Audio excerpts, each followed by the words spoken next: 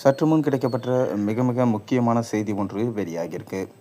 3000 கோடியை கைப்பற்றிய அமலாக்கத்துறை, உதயநிதி ஸ்டாலினை தூக்கிய அமலாக்கத்துறை. தற்போது பார்த்திங்கன்னா 2026 சட்டமன்ற தேர்தலுக்காக அனைத்து கட்சிகளும் ரெடியாக இருக்காங்க. தொடர்ந்து அவங்களுடைய பரப்புரைகளையும் பிரச்சாரங்களையும் மேற்கொண்டு வராங்க.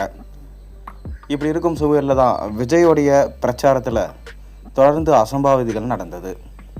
41 பேர் பலியான விஷயம், இந்த கரூர் சம்பவம் நாட்டையே திரும்பி பார்க்க வச்சது. அது மட்டும் இல்லாமல் இந்த கரூர் சம்பவத்திற்கு ஆளும் கட்சி தான் காரணம் எனவும், செந்தில் பாலாஜி மீது தான் சந்தேகம் இருக்கும் எனவும் தொடர்ந்து சொல்லப்பட்டு வந்தது. மேலும் திமுக சார்பாக ஏன் சிபிஐ விசாரணை வைக்க மாட்டீங்க அப்படின்ற ஒரு கேள்வியும் நீதிபதி எழுப்பியிருந்தார். அதை தொடர்ந்து இன்று பார்த்தீங்கன்னா தொடர்ந்து சோதனை செஞ்சதில் 3000 கோடி பணம் கார் மூலமாக எடுத்து சென்றது தெரிய வந்திருக்கு. இது யாரோட பணம், எப்படி இந்த பணம் வந்துச்சு என தீவிரமாக விசாரிச்சுட்டு இருக்காங்களாம் அமலாக்கத்துறை. தொடர்ந்து உதயநிதி ஸ்டாலின் மீது சந்தேகம் அவர்களுக்கு வந்திருக்கான். அதனால் உதயநிதி ஸ்டாலினுமே விசாரிக்க அமலாக்கத்துறை முடிவு செஞ்சுருக்காங்களாம்.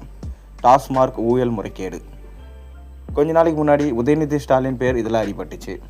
ஆனால் கடைசியில் அதில் என்ன விஷயம் ஆச்சு என்பது கூட மக்களுக்கு தெரியலை. இப்போ அதற்கான பணமாக தான் இது இருக்குமோ?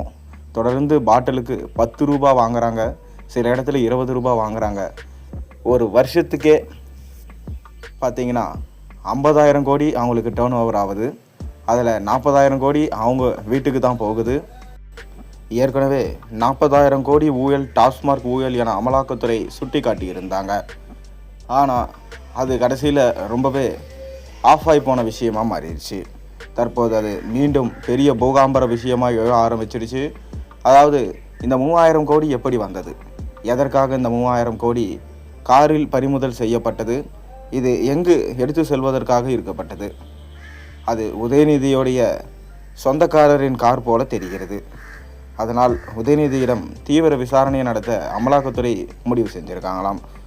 ஒருவேளை உதயநிதி ஸ்டாலின் தான் இதற்கு காரணம் என தெரிய வந்தால் தொடர்ந்து அவர் கைது செய்யப்படவும் அதிக வாய்ப்புகள் உள்ளதாக செய்திகள் வெளியாகி இருக்கிறது. நீங்கள் என்ன நினைக்கிறீங்க? உங்கள் கருத்துக்களை மறக்காமல் கீழே கமெண்ட் வாயிலாக பதிவிடுங்க.